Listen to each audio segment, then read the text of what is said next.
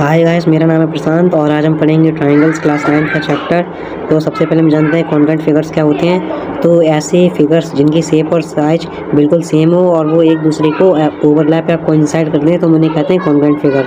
जैसे कि हमारे पास ये एक ट्रायंगल है और इसके ऊपर मैंने एक और ट्रायंगल रख दिया, तो ये मेरा क्या हो गया, एक कॉन्ग्रुएंट फिगर। तो हम आगे बढ़ते हैं कि कॉन्ग्रुएंसी ऑफ ट्रायंगल का मतलब क्या होता है।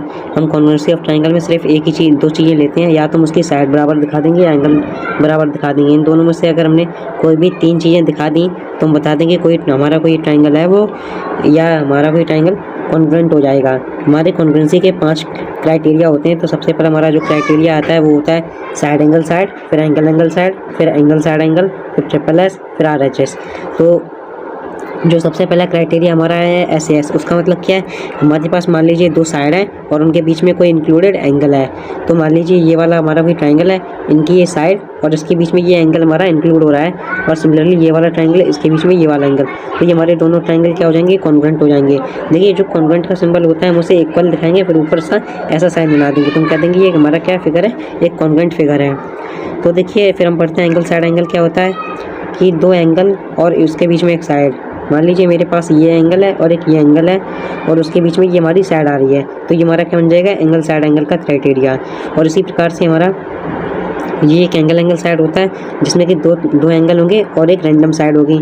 इस पर और इस वाले सेम फिगर में भी दो एंगल और एक साइड।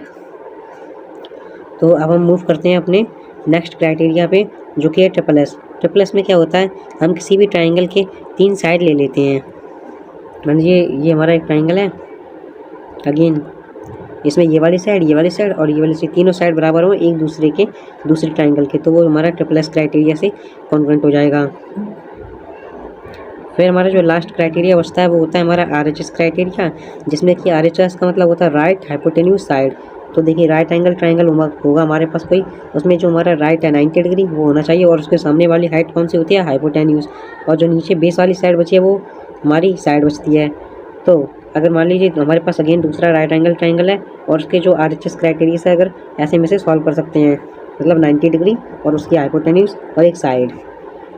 अब देखिए इनइक्वालिटीज़ का मतलब क्या होता है ट्रायंगल में, कि मान लीजिए हमारे पास दो ट्रायंगल हैं और जिनकी एक साइड मान लीजिए AC है हमारी, वो बड़ी है AB से, तो उसका जो एंगल B होगा वो हमारा एंगल C से बड़ा होगा। ये हमारी इनइक्वालिटी कहती है ट्रायंगल्स में।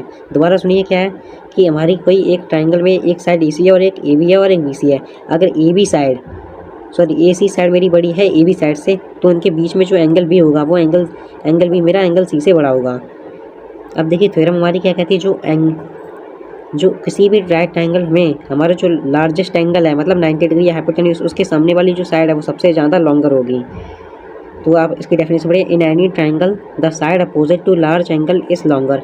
मान लीजिए जो हमारा सबसे लार्जेस्ट एंगल है उसके सामने वाली जो साइड है वो हमारी लॉन्गर होगी किसी भी ट्रायंगल में। अब हमारी जो लास्ट की 3 चीज़ें बचती हैं वो है CPCT का मतलब होता है corresponding parts of congruent triangle.